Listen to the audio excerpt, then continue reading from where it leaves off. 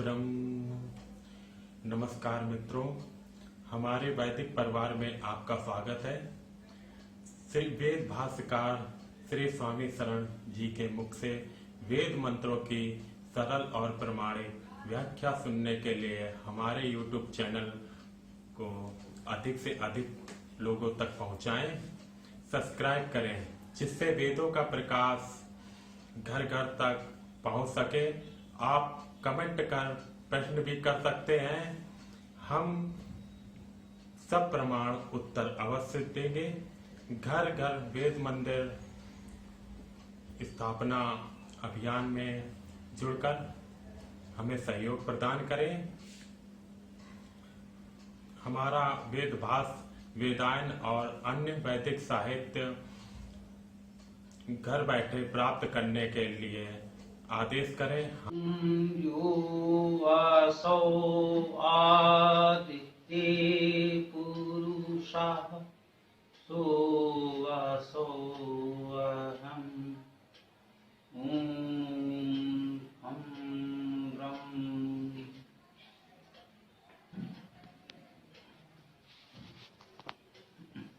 ये वेद मंत्रों के चर्चा में आज हम लोग यजुर्वेद के अंतिम अध्याय 40वें अध्याय का दूसरा मंत्र लेंगे, इसकी चर्चा करेंगे।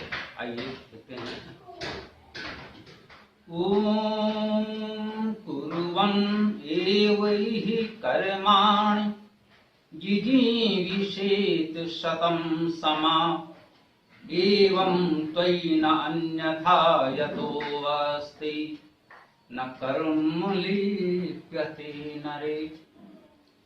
जीवन सक्रिय हो कर्मशील, जीवन आशा सत्वर्ष रहे, है यही मार्ग अन्यथा नहीं, नर में सब कर्म यलित रहे। आइए देखते हैं। सबसे पहले इस मंत्र में हमको बताया जा रहा है कुर्वन् एव इहि कर्माणि। कुर्वन् अर्थात करते हुए, एव माने ही, इहि माने यहाँ, कर्माणि माने कर्म, बहुवचन है कर्मों को। यहाँ कर्मों को करते हुए ही,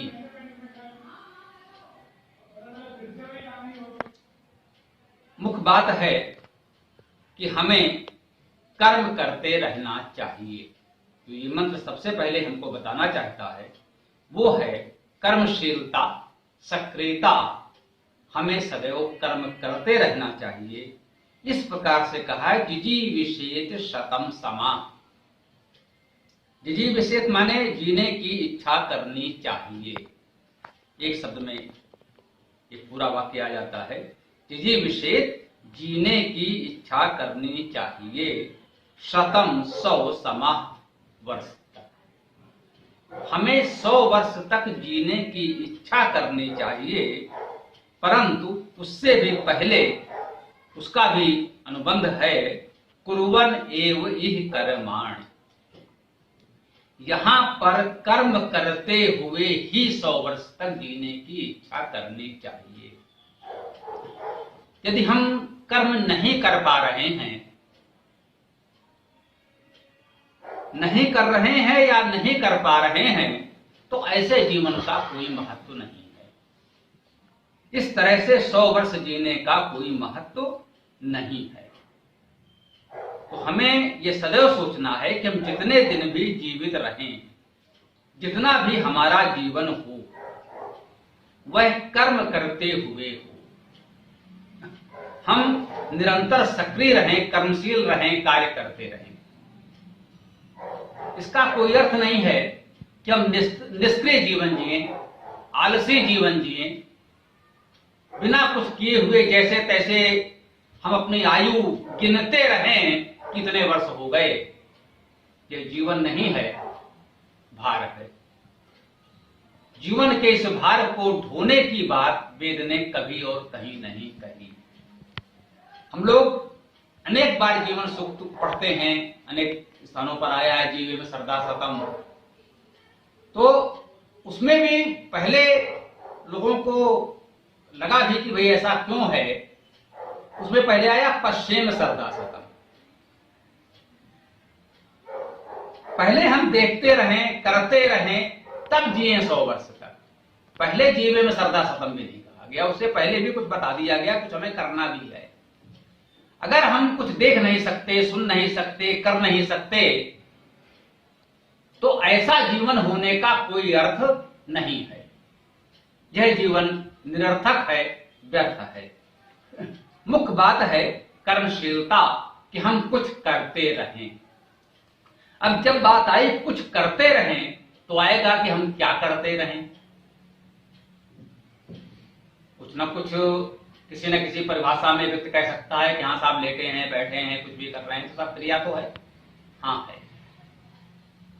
जीवन चल रहा है तो सांस तो चल रही है, सांस ले रहे हैं, ये भी क्रिया है। तो ये स्वाभाविक क्रिया है। जीवन के लिए ये स्वाभाविक क्रियाएं हैं जो हमने चर्चा की है। निसक्तक में भरतहर ने कहा, आहार निद्रा भय मैथुनम चा सामान्य में तत् पशुभिर नराणाम। ये तो जो भी प्राणी हैं उनके जीवन में रहेगा ही। यदि जीवित हैं तो भोजन करेंगे, भोजन नहीं करेंगे तो जीवित नहीं रहेंगे। ये जीवन के लिए अनिवार्य है। निद्रा विश्राम भी आवश्यक है, भय से सुरक्षा भी आवश्यक है, और ये जीवन आगे बढ़ता रहे उसके लिए प्रजनन मैथुन भी आवश्यक है। ये जीवन के स्वाभाविक प्राकृतिक कर्म हैं जो हम जब तक जीवित हैं तब तक करेंगे ही, जब तक सामर्थ्य है करेंगे ही। अगर ये नहीं कर सकेंगे, भोजन नहीं कर सकेंगे, विश्राम नहीं कर सकेंगे, निद्रा नहीं आएगी, तो जीवन स्वतः समाप्त हो जाएगा। तो हमें समझना चाहिए कि इन कर्मों की ओर संकेत यहां नहीं होगा। स्वाभाविक है, ये तो सभी कर रहे हैं, सभी प्राणी कर रहे हैं। तो जब वेद बात करता है तो क्या कर्म करने चाहिए वो हमें समझना चाहिए। जैसा कि हम लोग मानते हैं, कहते हैं कि वेद हमारे जीवन का, हमारे समाज का संविधान है। वेद हमें बताता है क्या करणीय कर्म है, क्या अकरणीय है। जिन कार्य को करने का आदेश वेद देता है, जो कार्य वेद की दृष्टि में हमारे लिए आवश्यक हैं, वे करने चाहिए। और वेद जिन कर्मों का निषेध करता है, उन्हें न करने के लिए कहता है, वे नहीं करने चाहिए, वे अकरणीय हैं।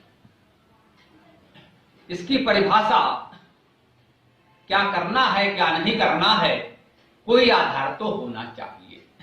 जन सामान्य के लिए हम एक संविधान बना देते हैं, एक विधि विधान बना देते हैं। बहुत अधिक सोच समझ नहीं सकता तो एक पुस्तक हमारे पास है कि भाई हमने सहज भाव से पढ़ लिया। यदि वेद ने इस कार्य को करने के लिए कहा है तो हमें करना चाहिए, अपनी क्षमता पर प्रयास करना चाहिए, कर सकें तो करें। और यदि किसी कार्य को करने से रोका है तो न करें, वंचित होगा उससे हमें कहीं हानि हो सकती है। कह सकते हैं कि भाई वेद के बिना हम कैसे चीजों को जाने समझें, तो वो विवेक है। जो बुद्ध होता है उसे पुस्तक की आवश्यकता नहीं होती, लेकिन हर कोई बुद्ध नहीं होता। इसलिए हमें वेद का आश्रय लेना पड़ता है। और हमने इसी में वेदायन में भी संकलित किया है, पढ़ा है। ताभ्याम उद्धृत वेदम अथ कर्माणि कृणमहे। हमें भ्रम हो जाता है हम क्या करें क्या ना करें, तो ताभ्याम उद्धृत वेदम, हम वेद को उद्धृत करें। ये करना है या नहीं करना है, कभी भ्रम हो, मतभेद हो, तो हम वेद को उद्धृत करें। देखो भाई वेद में ये कहा गया है करने के लिए, इसलिए करना उचित है। तो जो भी अथ कर्माणि कर्म है, अब हम कर्म करते हैं, वेद को उद्धृत करके करते हैं। तो इस प्रकार से हमें वेद से ये तय करना होगा कि हम क्या करें और क्या ना करें। तो ये पता हमें कैसे चलेगा कि वेद किस कार्य को करने का निर्देश देते हैं और क्या कार्य करने से रोकते हैं। इसके लिए हमें वेद का स्वाध्याय करना होगा। यदि वेद को हमने देखा नहीं, पढ़ा नहीं, समझा नहीं, तो हम कैसे समझ सकते हैं कि वेद हमें क्या करने को कह रहे हैं, क्या करने से रोक रहे हैं। इसका एकमात्र साधन है कि हम वेद को पढ़ें, स्वाध्याय करें, चिंतन मनन करें, समझें कि वेद क्या कहना चाहता है। अब यदि हमने नहीं पढ़ा है तो किसी जानकार से सुनेंगे। इसमें दिशा भ्रम का भय भी है, इससे हम भटक भी सकते हैं। कौन सा व्यक्ति कितना जानकार है यह समझना कठिन होता है। जब हमने पढ़ा नहीं, समझा नहीं, हमारे पास इतना विवेक नहीं, जानकारी नहीं, तो हम कैसे तय करेंगे कि दूसरा व्यक्ति जिस पर हम भरोसा कर रहे हैं, जिस पर हम विश्वास कर रहे हैं कि ये व्यक्ति जो बता रहा है वो ठीक होगा, पता नहीं उसे स्वयं भी कुछ जानकारी है या नहीं।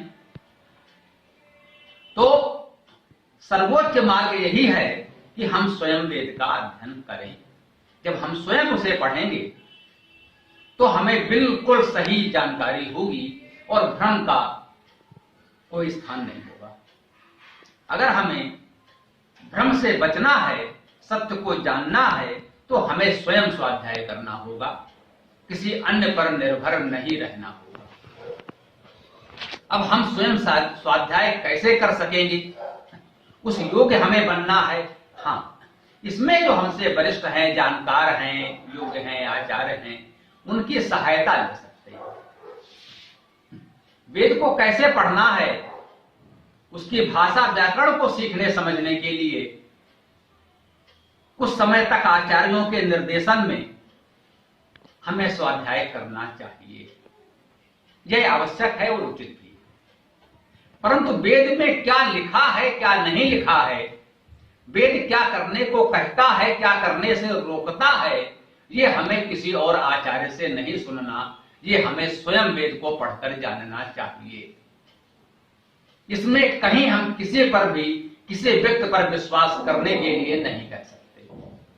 कोई भी व्यक्ति कितना भी विद्वान हो, कितना भी महान हो, हम मनुष्य हैं, चूक हमसे हो सकती है।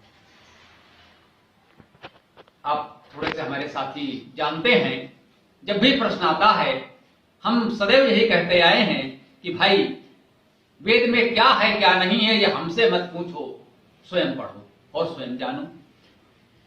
वेद में ये बात है या नहीं है, भाई आपने पढ़ा, वेद में आपको मिला, यदि आपको मिला तो है और यदि आपको मिला तो नहीं है। मेरे कहने से या किसी अन्य के कहने से कुछ नहीं होता। चाहे जितना महान व्यक्ति हो, वो कहता है वेद में ऐसा है, नहीं। आप स्वयं देखें, जब आपको मिले तब है। और कहीं से एक पंक्ति, एक पद, एक मंत्र किसी ने उठाया और उसकी कुछ अपने तरीके से तोड़ मरोड़ कर व्याख्या करके आपको समझा दिया कि देखो भाई वेद मंत्र है ये, उसमें ऐसा कहा गया है। भ्रमित न हो, ऐसा लोग करते हैं, अर्थ का अनर्थ कर देते हैं। जो वेद में नहीं लिखा है उसको अपनी व्याख्या में तोड़ मरोड़ करके ले आते हैं। हमें इतना विवेक जागृत करना ही होगा कि हम इसे समझ सकें कि भाई वेद में जितने शब्द हैं उतने का ही अर्थ करना है, अपनी ओर से कुछ जोड़ना नहीं है, कोई भी शब्द छोड़ना नहीं है। हमसे भी कहीं भूल चूक हो जाए अर्थ करने में, वो आप लोग स्वयं स्वाध्याय करें और सुधारें। एक व्यक्ति एक जीवन काल में पूरा वेद कर ही नहीं सकता, ये बहुत कठिन कार्य है, कोई नहीं कर पाया। जब वेद जनसामान्य की भाषा रही होगी, जब वेद की भाषा बोलचाल की भाषा रही होगी, तब लोग सहजता से पढ़ लेते रहे होंगे। जब से वेद की भाषा हमारे बोलचाल की भाषा नहीं रही, तो हम दावे से कह सकते हैं कि तब से अब तक कोई भी व्यक्ति एक जीवन काल में चारों वेद स्वयं नहीं कर सका होगा, कहीं नहीं मिला हमको। तो उचित यही है, किसी व्यक्ति पर विश्वास करने के स्थान पर हम स्वयं पढ़ें और जितना हमको मिल जाए उतने पर पूरा विश्वास कर लें कि ये तो है क्योंकि मैंने स्वयं पढ़ा है, किसी व्यक्ति के बताए पर हम निर्भर नहीं हैं।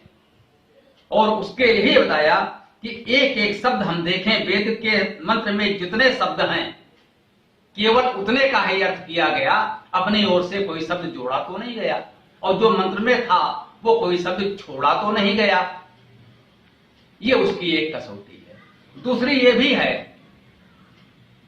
अक्सर जैसे अभी मैंने कहा कि एक पंक्ति, एक पद या अधिक से अधिक किसी ने एक मंत्र ले लिया, तो उसका उपाय हम लोगों ने किया, वेदांत में भी किया। हम लोगों ने सूक्त लिए, चारों वेद पूरा का पूरा कोई पढ़कर बहुत बड़ा विद्वान हो जाएगा, हमने कहा ये सरल नहीं है। जब कोई व्यक्ति पूरा जीवन वेद को समर्पित कर देगा, शायद कर सके, उसके लिए भी तमाम परिस्थितियां होती हैं, सरल नहीं होता, नहीं कर सके लोग। तो कम से कम एक सूक्त लें। जब पूरा सूक्त पढ़ेंगे तो उसके संदर्भ में पूरी बात स्पष्ट हो जाएगी। जो एक पंक्ति हमको बताई जा रही है या कथित रूप से एक मंत्र भी बताया जा रहा है, तो जब उसके आगे पीछे के मंत्र हम देखेंगे तब उसका पूरा अर्थ स्पष्ट हो जाएगा, तब भ्रम नहीं रहेगा। इस पर बहुत बचपन से हम सुनते आए, लोग अक्सर कहते हैं हर धर्म मजहब में अपने तरीके से एक घटनाएं सत्य नहीं होती, लेकिन प्रेरक प्रसंग के रूप में जो संदेश देती हैं वो महत्वपूर्ण होता है। तो इसलिए हम लोगों ने उसका एक उपाय निकाला कि कम से कम एक सूक्त पूरा पढ़ें, तो बात पूरी हो जाएगी और उसका सही अर्थ समझ में आ जाएगा। हम लोग जिस विषय की चर्चा कर रहे हैं आज, इस मंत्र में पहली बात आई थी कुर्वन् एव यहि कर्माणि। हमें जीवन में कर्म करते रहना चाहिए, जहां पर हमें सदैव कर्म ही करते हुए रहना चाहिए, ये मंत्र ने कहा। तो कर्म क्या करना चाहिए और क्या नहीं करना चाहिए, इसकी कसौटी, इसका मानक हमारा वेद है, ये हमारे जीवन का संविधान है। तो मंत्र हमें आगे बता रहा है कुर्वन् एव यहि कर्माणि जिजीविषेत शतम् समाः। 100 वर्ष तक जीने की इच्छा करनी चाहिए। ध्यान दें, उससे पहले बताया है कुर्वन् एव यहि कर्माणि, जहां कर्म करते हुए ही 100 वर्ष जीने की इच्छा करनी चाहिए। निष्क्रिय जीवन स्वीकार्य नहीं है। जीवन का अर्थ है समय। जो जीवन से प्यार करते हैं वे आलस्य में, व्यर्थ में समय न गवाएं। जीवन का मापन समय से हो रहा है। 100 वर्ष की बात तो कर रहा है, लेकिन उससे पहले उसने हमें अनुबंध प्रतिबंध बता दिया कि कर्म करते हुए ही, व्यर्थ में ना गवाएं, उसका उपयोग करते रहें। कर्म कैसे करें ये हमको वेद बताएगा। अब 100 वर्ष तक जीवन जीने का अर्थ, एक तो कर्म करते हुए की बात कहकर बहुत कुछ तो स्पष्ट कर ही दिया गया, फिर भी हम कितना सार्थक कर्म कर रहे हैं, जो हम कर्म कर रहे हैं उसका कितना परिणाम निकल रहा है, ये भी हमें देखना होता है। काम अच्छा है वो जिसका माल अच्छा है, जिसका परिणाम अच्छा हो वो काम अच्छा है। ऐसे कर्म का क्या मतलब जिसका कोई परिणाम निकले ही नहीं। अगर हम भौतिकी की भाषा में कहें तो कार्य क्या होता है, बल और विस्थापन। किसी वस्तु पर हमने बल लगाया, वो अपने स्थान से कुछ दूर विस्थापित हो चले, दोनों का जो गुणनफल है उसे कार्य कहा जाता है। हम किसी वस्तु पर खूब बल लगा रहे हैं लेकिन वो अपने स्थान पर हिलने को तैयार नहीं है। हम दीवार को धक्का देते रहें, दीवार तो हिली नहीं। हमने परिश्रम बहुत किया, बल बहुत लगाया, हम थककर चूर हो गए, कार्य कितना हुआ? शून्य। भौतिकी ने गणना की, बल तो बहुत लगा लेकिन विस्थापन शून्य है तो गुणनफल शून्य हो गया, आपका कुल कार्य कितना हुआ? शून्य हुआ। तो ये भी हमें देखना है कि हम कार्य किस प्रकार करें कि उसका कुछ परिणाम भी निकले। हम कर तो बहुत कुछ रहे हैं लेकिन परिणाम कुछ नहीं निकल रहा है, तो हमें उसका परिणाम भी निकालना चाहिए। जैसे कि हम लोग करते कि वेद का अध्ययन करके हम लोग जानते हैं क्या करें या ना करें, बीच में शायद छूट गया था मुझे लगता है। तो हमने कहा था वेद का स्वाध्याय करें तब हम इस बात को जानेंगे। अब हमको व्यवहारिक रूप से क्या करना है? हमें स्वयं वेद का स्वाध्याय करना है, तो मनुष्य होने के नाते हमारा ये भी कर्तव्य है कि यदि हम इतना जान पाए हैं तो इसे दूसरों तक भी पहुंचाएं। यही पश प्रवृत्ति है कि आप ही चरे, मनुष्य है वही कि जो मनुष्य के लिए मरे। हम स्वयं ही मुक्त हो गए तो क्या मुक्त हुए? हमने सारा तत्व पा लिया, वहां करतल वेद तत्व सब तोरे, और उसे लिए हम बैठे हैं, दूसरों तक नहीं पहुंचा पाए, तो ये कार्य करना कार्य नहीं हुआ। व्यक्तिगत रूप से तो हम मुक्त हो गए, निश्चित रूप से मानिए व्यक्तिगत रूप से तो हमने वो लक्ष्य पा लिया, मोक्ष पा लिया, वेद का तत्व पा लिया। अब जीवन में कुछ पाने को शेष नहीं रहा। अब कछनाथ न चाहिए मोरे, दीन दयाल अनुग्रह तोरे। हमने तो उसे पा लिया, लेकिन क्या इतने में संतोष हो जाना चाहिए? आचार्य श्री राम शर्मा ने किसी प्रवचन में कहा था, अखंड ज्योत में हमने पढ़ा था, उन्होंने कहा कि भाई लोग कहते हैं जब वैराग्य प्राप्त हो जाता है तो व्यक्ति राग द्वेष से, सुख दुख से मुक्त हो जाता है। बोले मुझे तो इस जीवन में यह वैराग्य कभी मिला नहीं। एक साधक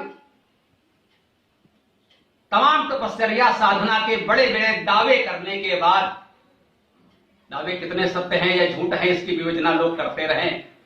अनुयायी भक्त शिष्य मानते हैं कि वो सब सत्य हैं, विरोधी कह सकते हैं ये सब केवल कुछ भी माना, लेकिन वो स्वयं अपनी साधना तपस्या के इतने बड़े बड़े दावों के बाद कह रहा है भाई ये वैराग्य मुझे तो कभी नहीं मिला, कि लोग दुखी रहें और मैं निश्चिंत बैठ के मुस्कुराता रहूं, ये वैराग्य मुझे कभी नहीं मिला। संसार में आग लगी हो और हम बैठकर अपना ध्यान लगाए रहें, ये वैराग्य मुझे तो कभी नहीं मिला, मिलना ही नहीं चाहिए। ये वैराग्य जिसे मिल जाएगा वो मनुष्य नहीं होगा, पाषाण बन जाएगा। आचार्य श्री के कहने का शायद यही भाव है कि जो लोग इस तरह के वैराग्य की बातें करते हैं उन्हें कुछ नहीं मिला। उन्हें अगर वेद का तत्व मिला होता, उन्हें साधना का प्रकाश जरा भी मिला होता तो वो ऐसी बातें नहीं करते।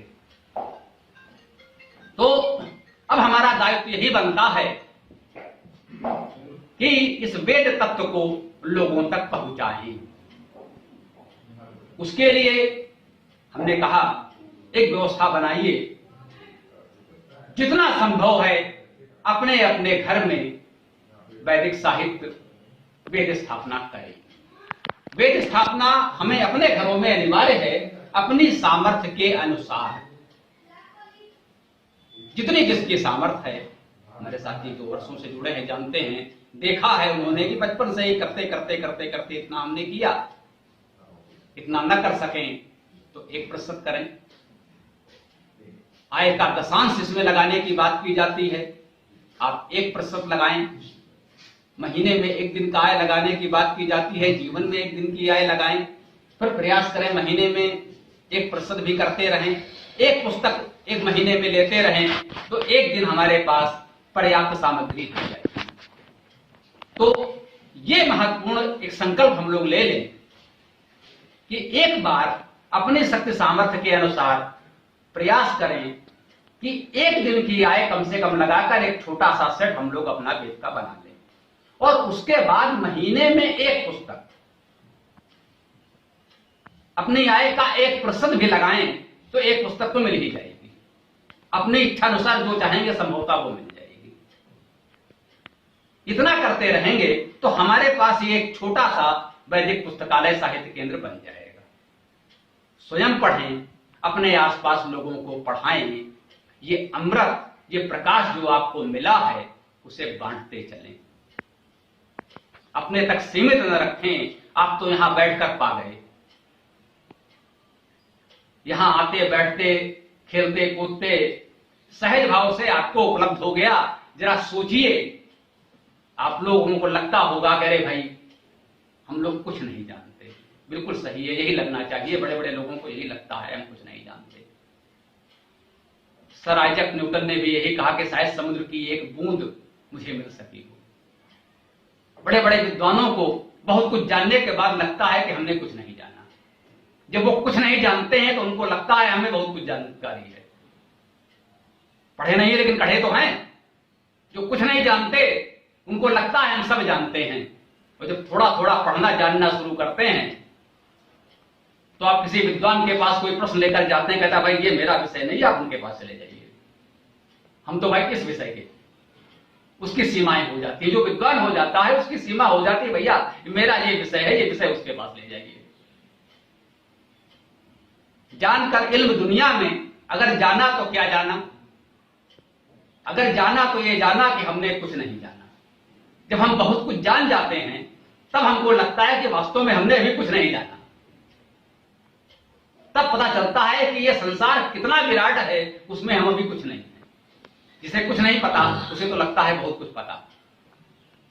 तो आज आप इस अवस्था में हैं कि आपको वो विराट संसार अनंत आकाश दिखने लगा है, आपको लगता है आपको कुछ नहीं आता। जरा पलट कर देखिए, आपके आसपास समाज में और जो लोग मिलते हैं वो आपकी तुलना में क्या 1% भी जानते हैं?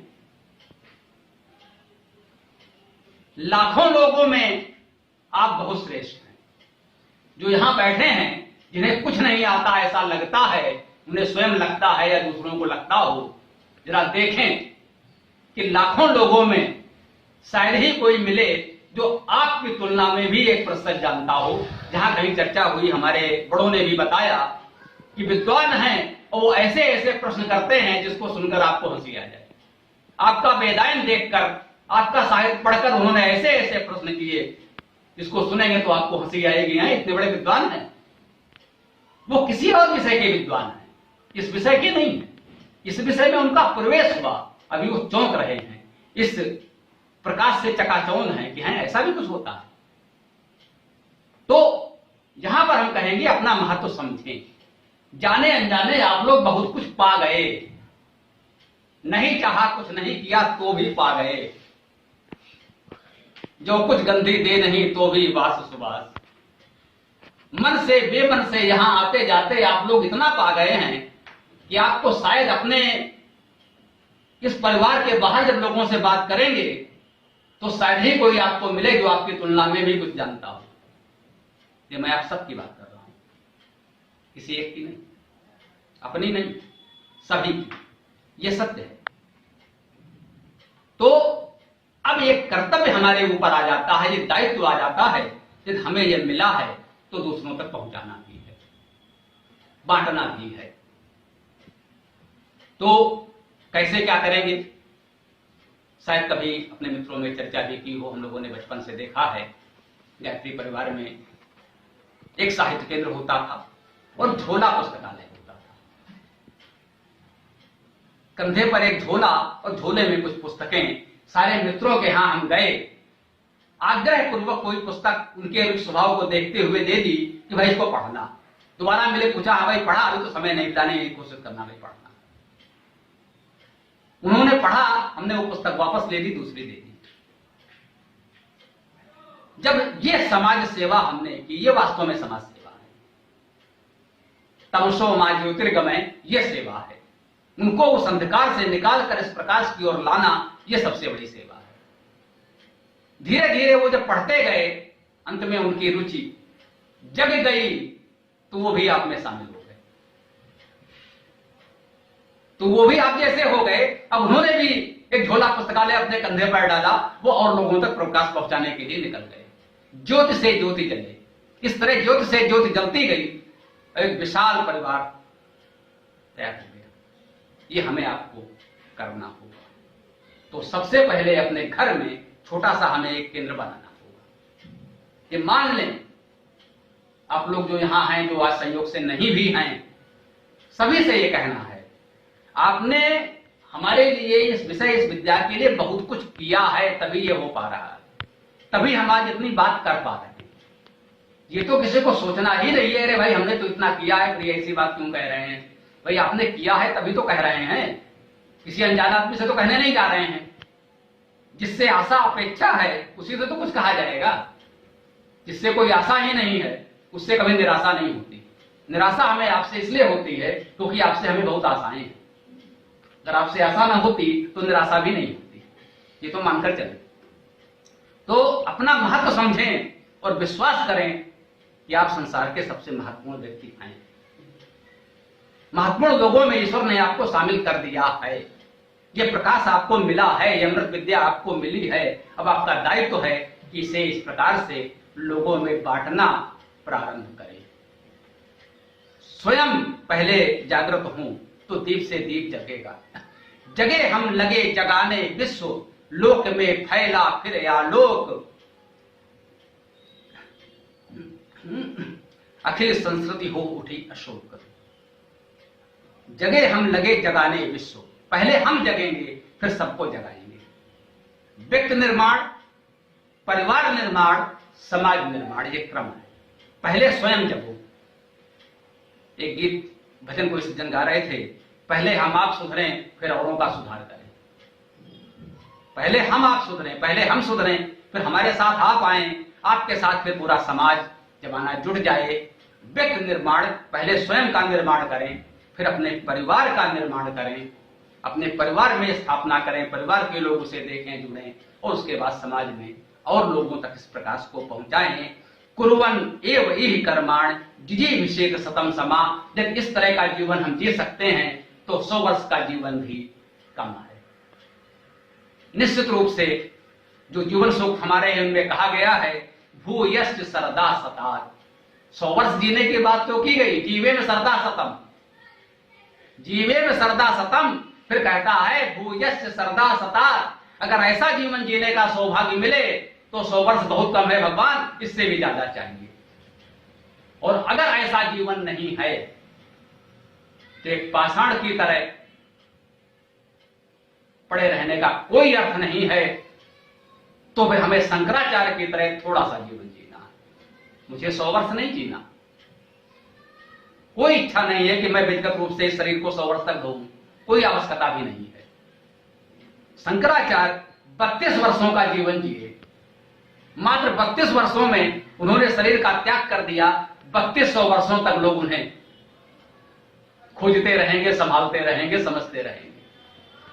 ऐसा अल्पायु भी श्रेष्ठ है। बहुत लंबे समय तक शरीर का खोज होना आवश्यक नहीं है। वही कहा कुर्वन् एव इह कर्माण। अगर हम कर्म नहीं कर पा रहे हैं, अपना जो हमारा कर्तव्य कर्म है, किसी भी कारण से नहीं कर पा रहे हैं, अगर शरीर में वो सामर्थ्य नहीं है, तो जो कोई उपकरण हमारा खराब हो जाता है उसे हम छोड़ देते हैं। अगर आपका वाहन बनवाने से भी ठीक ना हो तो उसे हम छोड़ देते हैं। अगर ये शरीर हमारे कर्तव्य कर्म का निर्वाह करने में सक्षम न रह जाए तो प्रसन्नता पूर्वक त्याग दीजिए। जा मरने से जग डरे, मोरे मन आनंद, कब मरियो कब पाइयो पूर्ण परमानंद। कबीरदास जी ने कहा, लोग मरने से बहुत डरते हैं, मैं सोच रहा हूं ये सौभाग्य कब प्राप्त होगा। मृत्यु भयावह नहीं है, कष्टकारी तो जीवन है। जब तक जीवन है तभी तक सारे दुख हैं। ये दुख हम क्यों उठाते हैं? क्योंकि जिस उद्देश्य से हम आए हैं, ये जीवन हमने जिस उद्देश्य से धारण किया है, उस उद्देश्य को पूरा करें, उन कर्तव्य कर्मों का निर्वाह कर सकें। अगर उन कर्तव्य कर्मों का निर्वहन नहीं कर पा रहे हैं तो 100 वर्ष जीने की आवश्यकता नहीं है। शंकराचार्य का 32 वर्ष का जीवन पर्याप्त है।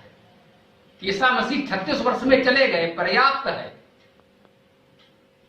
पूरे विश्व की आधी से अधिक जनसंख्या ईसा मसीह की अनुयायी है। 36 वर्ष की आयु में जीवन छोड़कर चले गए, उन्होंने शरीर का त्याग कर दिया। ऐसा तेजस्वी जीवन थोड़ा सा हो तो भी पर्याप्त है। मैं मानता हूं कि ईश्वर ने मुझे इतना जीवन दिया जो पर्याप्त है। इन महापुरुषों की तुलना में तो बहुत हो गया। अब क्या करना है आगे, इसको बोझ ढो करके। तो इस शरीर की चिंता अब हमें नहीं करनी है। ये मैं अपने लिए कह सकता हूं, आपके लिए नहीं। अभी आपका पूरा जीवन पड़ा है, अभी आपको बहुत करना है। इस अंतर को समझते हुए चलना है। बच्चे को खिलौने की उतनी ही आवश्यकता है जितनी आज हमको इसकी आवश्यकता है। बच्चे से खिलौना नहीं छीना जाना चाहिए कि खिलौना तो बेकार है, मैंने छोड़ दिया है, तुम भी छोड़ दो। नहीं, हमने छोड़ दिया क्योंकि हम बड़े हो गए, लेकिन उस बच्चे को खिलौना चाहिए कि मैं आपके लिए नहीं कह सकता। आपको इस जीवन को सहेजना है, संवारना है, और जो आपको ये अमृत, ये प्रकाश मिला है, उसे लोगों तक पहुंचाना है। आइए, ये इस मंत्र का संदेश था कि हम कैसे कर्म करते हुए सक्रिय और सफल सार्थक जीवन जिए। तो जो हम कहते हैं कि मंत्र के प्रथम भाग में वो हमें निर्देश देता है, संदेश देता है, बाद में उसका फल भी देता है। एवं त्वयि न अन्यथा अतो अस्ति। एवं माने इस प्रकार, त्वयि माने तुझ में, ना माने नहीं, अन्यथा अन्य प्रकार से, अतः इससे, अस्ति माने है। इस प्रकार तुझ में, इससे अन्यथा नहीं है। तुम्हारे इस जीवन में इसके अतिरिक्त और कोई मार्ग है ही नहीं, अन्यथा कोई बात नहीं है। हमको जीना है तो इसी तरीके से जीना है जो अभी हमको बताया गया। कुर्वन् एव यह कर्माणि जिजीविषेत शतं समा। हमें इसी प्रकार जीना है, इसके अतिरिक्त अन्य कोई मार्ग हमारे पास है नहीं। स्पष्ट कह रहा है, इसके अतिरिक्त अन्य कोई मार्ग नहीं है, अन्यथा कुछ भी नहीं है। कोई कुछ भी समझाए, हमें नहीं सुनना, नहीं समझना, नहीं जानना। स्पष्ट कह दिया, इसके अतिरिक्त अन्य कोई मार्ग है ही नहीं, हो ही नहीं सकता। और यदि आप ऐसा करते हैं तो क्या मिलेगा? न कर्म लिप्यते नरे। ये जरूर इतना सा मंत्र याद कर लें, इतना सा मंत्र स्मरण रहे, इसे जीवन में धारण कर लें। न कर्म लिप्यते नरे, बहुत महत्वपूर्ण बात कह रहा है। जब इस प्रकार से, एक तो कहा कि हमें जीवन भर सक्रिय रहना है, कर्मशील सार्थक जीवन जीना है, 100 वर्षों तक जीना है, और उसके बाद बता दिया कि इसके अतिरिक्त अन्य कोई मार्ग है नहीं, हम इसीलिए आए हैं, यही करना पड़ेगा। कोई अन्य मार्ग नहीं है, अन्यथा कुछ नहीं है। और यदि हम ये करते हैं तो हमें क्या मिलता है? आश्वासन दे रहा है, न कर्म लिप्यते नरे, ना नहीं कर्म। लिप्यते माने लिप्त होता है, नरे माने नर में। न कर्म लिप्यते नरे, नर में कर्म लिप्त नहीं होता। लोग कह रहे हैं आप कर्म में लिप्त ना हो।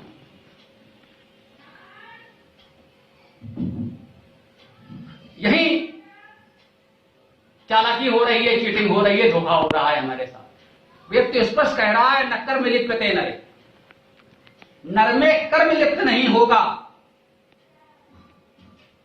अगर आप इन कर्तव्य कर्मों का निर्वहन करें, अपने तरीके से निश्चिंत होकर जिए, भय की आवश्यकता नहीं है। ये कर्म आपको बांधेंगे नहीं, ये कर्म आपको कहीं फंसाएंगे नहीं, क्योंकि ये कर्तव्य कर्म कभी भी नर में लिप्त नहीं होते। कर्म आप में लिप्त नहीं होते, इसके लिए आपको चिंता करने की आवश्यकता नहीं है। न अगला जन्म, न पिछला जन्म। जो आपने कर्तव्य किया उसका फल हमें तत्काल मिलता है। क्या खूब सौदा नकद है, इस हाथ दे उस हाथ ले। जन्म जन्मांतर तक फाइल अटकनी नहीं चाहिए। ईश्वर की व्यवस्था इन संसार के भ्रष्ट कार्यालयों की तरह लाल फीता शाही में बंधी हुई नहीं है। आप आग को छुएंगे तो तुरंत जलेंगे, ऐसा नहीं है। कि आज आपको अचानक जलन होने लगे और कोई गणना करके बताए आपने 3 जन्म पहले आपको छू दिया था इसलिए आज आपको जलन हो रही है, ऐसा नहीं होता। जो कुछ होता है तत्काल होता है, अच्छा होता है या बुरा होता है। मज्जन फल पेखी तत्काला काग हो ये पिक बको मराला। अगर इस अमृत तत्व में आप डुबकी लगाते हैं तो आपको तत्काल उसका लाभ भी मिलता है। ऐसा नहीं कि इस जन्म में आप अच्छा कर्म करते रहिए अगले जन्मों में फल मिलेगा, बिल्कुल नहीं मिलेगा। जो कुछ मिलेगा अभी मिलेगा। तत्काल में अपने जीवन के अनुपात में ठीक है, हम विद्या पढ़ने जाते हैं, कुछ समय महीने वर्ष लग सकते हैं, जन्मांतर तक नहीं लटक सकता है कुछ भी। हमें तत्काल आज भी आप बैठे अगर तो कुछ तो मिला। संपूर्ण विद्या एक बार में आपको नहीं मिल गई, लेकिन कुछ तो मिला। एक घड़ी आधी घड़ी आधी हु की याद, कबीरा संगत साधु की कोटिक हरे उपाय। थोड़ी देर भी अगर आप उससे जुड़े हैं तो कुछ तो आपको मिला है। संपूर्ण नहीं मिला, कुछ तो मिला है। उसका फल तुरंत मिला है। बाद के लिए, अगले जन्मों के लिए बकाया फाइल नहीं अटकती। यहाँ पेंडिंग नहीं होता, बकाया नहीं होता। तो कर्म कभी भी आप में लिप्त नहीं होता। इसके विपरीत में न जाएं, आप कर्मों में लिप्त न हो। हम तो होंगे। वो कह रहे हैं कि आप कर्म में लिप्त न हो, हम कह रहे हैं हम तो होंगे। वेद ने हमें आश्वासन दिया है कर्म आप में लिप्त नहीं होगा, लेकिन हम तो होंगे। क्यों होंगे भाई? उजाले अपनी यादों के हमारे साथ रहेंगे। कह रहा है उजाले अपनी यादों के हमारे साथ रहने दो, न जाने किस घड़ी में जिंदगी की शाम हो जाए। ये हमारी संलिप्तता है। हम अपनी मधुर स्मृतियां संजोकर रखना चाहते हैं, वो हमारी प्रेरणा है। हम उससे निर्लिप्त नहीं हो सकते। कभी किसी महापुरुष से मिलने का सौभाग्य हमें मिला, वो हमारे जीवन की पूंजी है। हम निर्लिप्त नहीं होना चाहते। हम उसे बार बार स्मरण कर आनंदित होते हैं, प्रेरणा लेते हैं कि अगर हमें यह सौभाग्य ईश्वर ने दिया है तो हमारे ऊपर कुछ दायित्व आया है, हमें भी उसका निर्वाह करना है, करना ही होगा। कुछ भी हमारे साथ अच्छा बुरा गुजरा है, हम उससे कुछ सीखते हैं, प्रेरणा लेते हैं, आगे से उसमें सुधार करने का प्रयास करते हैं। हम लिप्त होते हैं। जब तक हम हैं, जब तक शरीर है, तब तक उसका महत्व है, उसकी प्रेरणा है। प्रेरणा के लिए लिप्त होते हैं। लिप्त होने में और बंध जाने में कुछ अंतर हो सकता है। जल ग्रहण करने में, नदी में स्नान करने में और डूब जाने में अंतर होता है। इतना तो समझा जा सकता है। जिन ढूंढा तिन पाइया गहरे पानी बैठ, मैं बपुरा बूढ़न दरा रहा किनारे बैठ। अगर हम उसमें लिप्त नहीं होंगे, डूबेंगे नहीं, तो हमें कुछ मिलेगा भी नहीं। लेकिन हां, डूबने में ऐसा न डूब जाएं कि निकल ही ना पाए। वो बंधन है। बंधन नहीं होना है, लेकिन उससे लगाव, अटैचमेंट रहेगा, होना चाहिए। अगर हमें आपसे लगाव ना हो, अटैचमेंट ना हो, तो ये व्यवस्था चलेगी नहीं चलेगी। तमाम परिस्थितियां आती हैं। और चाहे कोई कह दे कि अपने मन को समझाने के लिए ही सही, सब जानते हैं। मैंने कहा कि भाई कहीं न कहीं एक नैतिक दायित्व तो है, हमारे साथ जुड़ गए हैं तो इनको हम यूं फेंक नहीं सकते। आपके भविष्य का, आपके जीवन यापन का मोह कह लीजिए, हो सकता है वैराग्यों के दृष्टि में ये अनुचित हो, ये मोह नहीं होना चाहिए। कह रहे हैं मोह सकल व्याधि निकर मूला। हाँ, हमें आपसे मोह है, हमें आपसे प्रेम है। हम आपको दुखी नहीं देख सकते, हम आपका अहित नहीं देख सकते। और इस मोह के भरोसे जब हम अपने तमाम दुखों कष्टों को समेटते हुए भी ये कार्य कर रहे हैं, तो इसमें अनुचित क्या है? आपके लिए ही सही। और ये सच है, अगर आपके लिए हम ना करें तो हम क्यों करेंगे भाई? ये तो सच है, ये सब जान गए होंगे हमारे साथ जो जुड़े हैं कि अब हमें इसकी आवश्यकता नहीं रही। हमें जितना करना था कर लिया, हमें जो पाना था पा लिया। अब जो कुछ हो रहा है आपके लिए हो रहा है, तो ये दायित्व भी आप समझें कि हम कहीं ना कहीं है कि जो लोग जुड़ गए हैं कहीं, वो पार भी हो जाए। जो जल में उतर गए हैं हमारे साथ परिस्थिति, बस ईश्वर ने उन्हें जाने कहां कहां से लाके जोड़ दिया है, तो अब उन्हें मझधार में नहीं छोड़ा जा सकता। वो पार भी हो जाएं। पार कैसे हो जाएं, यहीं से अपनी आज की इस बात को हम समाप्त करेंगे। थोड़ा सा कर्तव्य कर्म ही सही हम समझें, जैसा कि हमने थोड़ा सा उल्लेख किया कि हम सब लोग अपने से प्रारंभ करें। आपने बहुत कुछ किया है, तभी कुछ हो रहा है, लेकिन आपके घर में ही वेद स्थापना नहीं है, तो ये वेद का कार्य आगे कैसे बढ़ेगा। तो एक संकल्प लें, जिसके जितने सामर्थ्य है, पूरा नहीं तो छोटा सा सही, उसका एक अंश सही, किसी भी रूप में इसको हमको प्रारंभ करना है और धीरे धीरे हमें इसको आगे बढ़ाना है। कैसे भी हो हम इस कार्य को आगे लेकर जाएं, इसे बढ़ाएं, पढ़ें, पढ़ाएं, लोगों तक पहुंचाएं, इस दायित्व को निर्वाह करें। यहीं से आज की इस बात को हम विराम देते हैं। आइए मंत्र हम सब लोग साथ बोलेंगे। असौ आदित्ये पुरुषा सो असौ अर्धम् ॐ खं ब्रह्म। पूरा वीडियो देखने के लिए बहुत बहुत धन्यवाद। कमेंट में अपने विचार अवश्य दें। आपको कोई भी प्रश्न पूछना हो तो कमेंट बॉक्स पर कमेंट कर सकते हैं।